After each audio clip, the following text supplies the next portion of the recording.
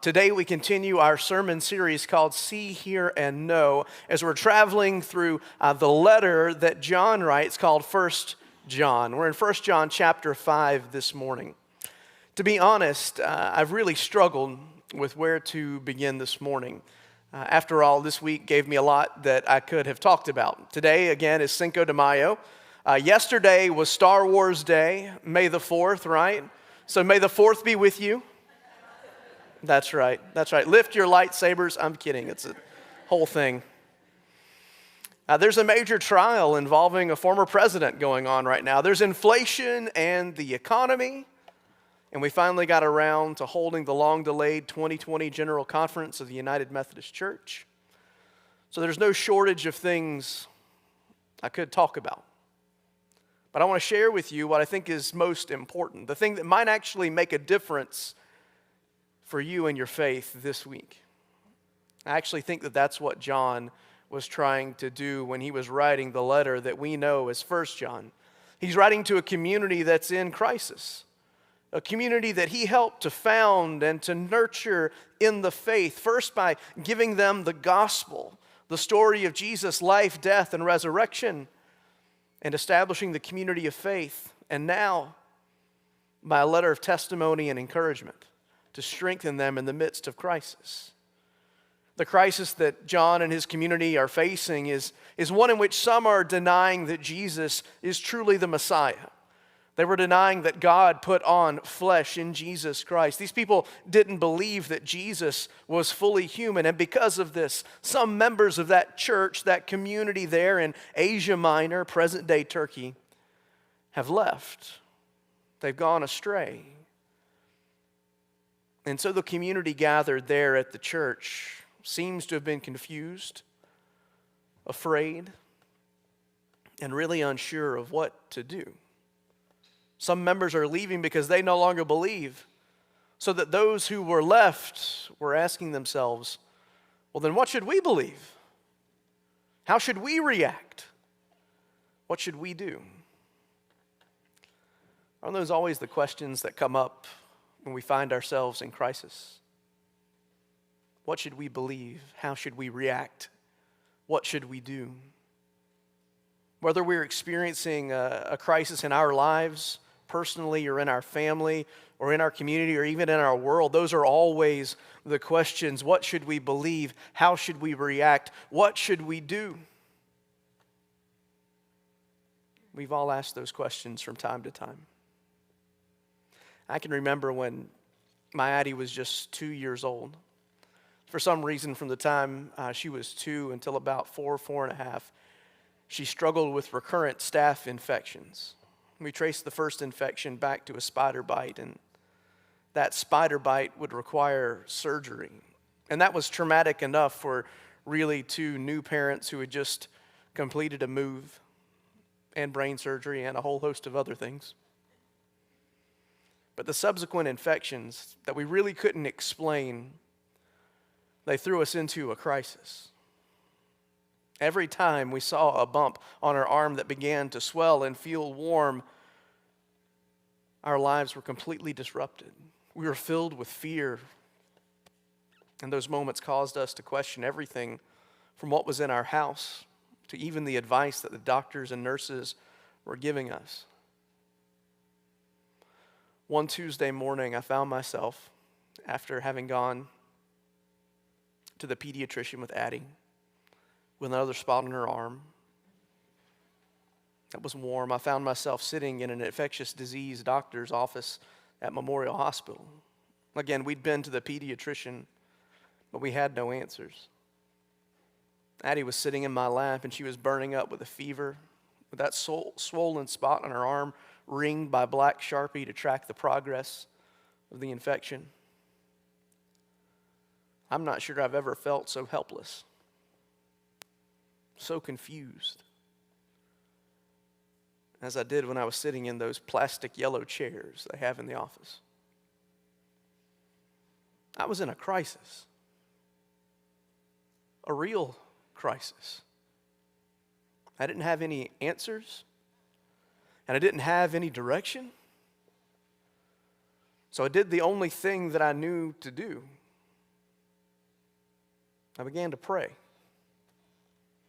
Not any sort of profound prayer, but just a simple cry to God for mercy for my child, for her healing, and for answers. I began to practice what I had preached to so many. I began to do the thing, the only thing that I knew how to do in that moment, because I didn't know what to do or what to believe or how to react. Friends, my prayer, it didn't lower Addie's temperature. It didn't cure the infection. It didn't get the doctor to see us that day. In fact, we were told that the doctor would most certainly not be seeing us.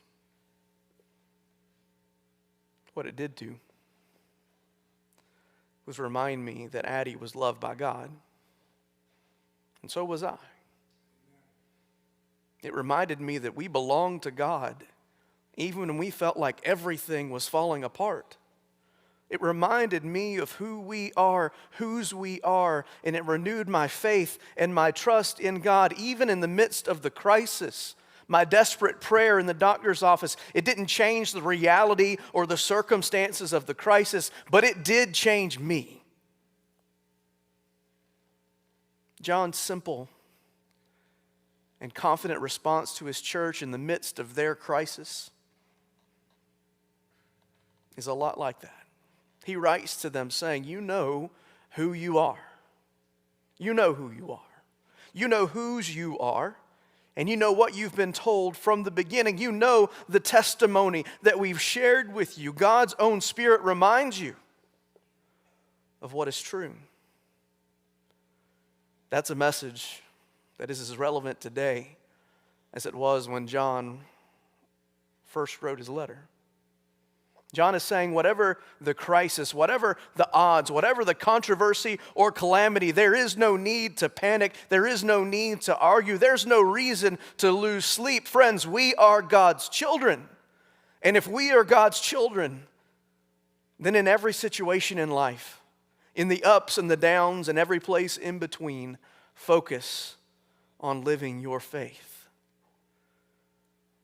If we are God's children, then what have we to fear? If we are God's children and members of the household of God, then what could ever stand against us? Because God is with us and for us. Friends, no matter how you feel this morning, God is in control.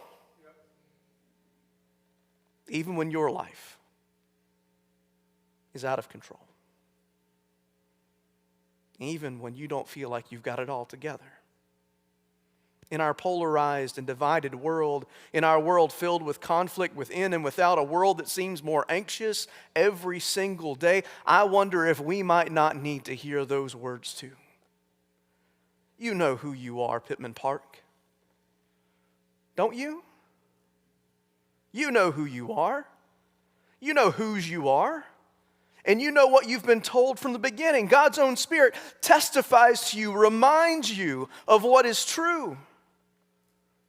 And if that's the case, then in every season of life, we should trust what we have seen with our own eyes, what we have heard with our own ears, what we have known of the God who loves us enough to die for us and calls us to Himself through His Son, Jesus Christ. Not only that, we should focus on living out our faith because God has everything under control. Thank you. Thank you. I don't say that to say calm down. I say that because I hope you'll believe it. Because it's true. That's the promise in 1 John 5. Let me read it to you again. Everyone who believes that Jesus is the Christ is born of God. Everyone who believes. Everyone. And everyone who loves the Father loves his child as well. This is how we know that we love the children of God, by loving God and carrying out His commands. In fact, this is love for God, to keep His commands. And His commands are not burdensome. For everyone born of God overcomes the world. This is the victory that has overcome the world, even our faith. Let me rephrase that to you because this is 21st century English that we're speaking. John is saying it is our faith in Jesus Christ that overcomes the world. It's our belief in the life, death, and resurrection of God's one and only Son that transforms us and opens up the doors for eternal and everlasting life. The victory, friends, is found in faith in Jesus Christ. Who is it, John says, that overcomes the world? Only the one who believes that Jesus is the Son of God. The promise is there, friends. Everyone born of God overcomes the world. Our faith in the saving and redeeming work of Jesus Christ on the cross overcomes the world. It overcomes every crisis and controversy, every trauma and tragedy. It overcomes our fears and our failures. Friends, if we are in Christ, pay attention.